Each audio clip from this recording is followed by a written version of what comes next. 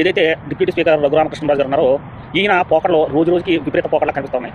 ఈయన పివి సునీల్ కుమార్ గారు గత ప్రభుత్వంలో ఈయన ఇబ్బంది పెట్టారని, కొట్టారని, హింసించారని, ఆయన ప్రాణాలు కూడా తీయాలని బైపాస్ సర్జరీ చేయించుకున్నా కూడా గుండెల మీద కూర్చొని మరి కొట్టారని అనేక ఆరోపణలు చేశారు. తర్వాత ఆయన కోర్టుకి వెళ్ళారు, మిలిటరీ హాస్పిటల్ కానీ అక్కడ ఆయన అన్యాయం జరిగిందని వెళ్ళాడు. ఓకే, అది మీకు అన్యాయం జరిగింది, ప్రజలందరూ కూడా నన్ను కొట్టారు. కానీ పివి సునీల్ కుమార్ గారికి మీకు వ్యక్తిగత కక్షలు ఉన్నాయంటే ఎవరో నమ్మరో అది జరగని పని.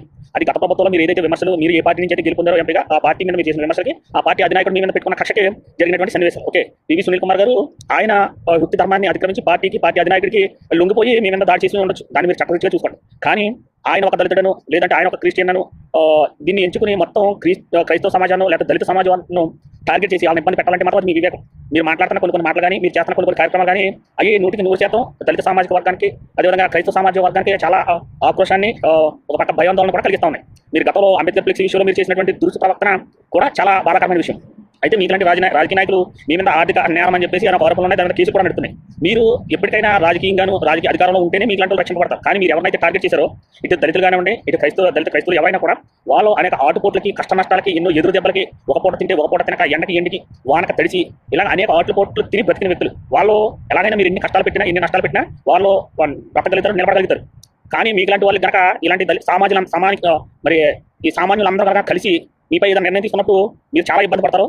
మీరు రాజకీయ సమాధి అవ్వడం గ్యారంటీ. మీ అధికార పార్టీలు, మీ రాజకీయ పార్టీలు ఈ రోజు ఒక పార్టీ ఉంటుంది, రేపు ఇంకొక పార్టీ వస్తుంది.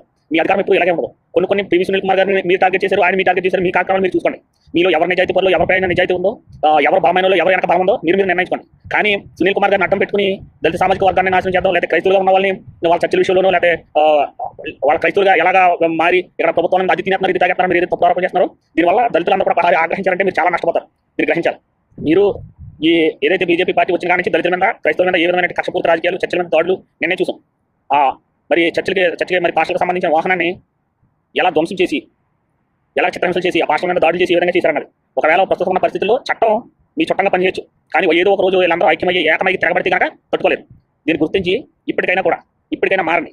మీ పోరాటం మీద, మీ యుద్ధం మీద ఎవరి మీద అంటారో వాళ్ళని చేయండి తప్ప మొత్తం క్రైస్తవుల్ని లేదా మొత్తం దళితుల్ని టార్గెట్ చేసి వాళ్ళని ఇబ్బంది పెట్టాలి అంటే మాత్రం తప్పనిసరిగా మీ గొయ్యి మీరే తోడుకున్నట్టు, మీ రాజకీయ సమాధి మీరే చేసుకుంటున్నట్టు తప్పనిసరిగా ఇబ్బంది పడతారో దీన్ని గ్రహించండి. పివి సునీల్ కుమార్ గారు మీకు అన్యాయం చేశారా? మీరు ఆల్రెడీ చట్టరీత్యా న్యాయపరంగా మా కోర్టు పరంగా వెళ్ళండి. ఆయన తప్పు చేసి దాన్ని శిక్షించండి. ఆయనకి ఎవరి చేత ఆయన ఇన్ఫ్లుయెన్స్ అయ్యి ఎవరు ఆదేశాల మేరకు చేశారో వాళ్ళని కూడా మీరు యుద్ధం చేసుకోండి. కానీ ఆయన అడ్డం పెట్టిన మిగతా వాళ్ళందరినీ టార్గెట్ చేయడం చాలా తప్పు, చాలా అన్యాయం ఇది. ఇప్పటివరకు ఎంతోమంది నాయకులు వచ్చారు, వెళ్ళిపోయారు. ఎప్పుడు లేనటువంటి దుర్మార్గమైన మాటలు మీ నోటంటే ఎంతో జరుగుతుంది. రఘురామకృష్ణరాజు గారు ఇప్పటికైనా మించిపోయింది లేదు, కొంచెం ఆలోచించండి. లేదా రాబోయే రోజుల్లో మీకు ఈ దళిత సామాజిక వర్గం నుంచి సరైన గుణపాఠం జరగడం మాత్రం తథ్యం. మీరు ఏ పార్టీలోకి వెళ్ళినా మిమ్మల్ని ఎవరో రక్షించలేరు.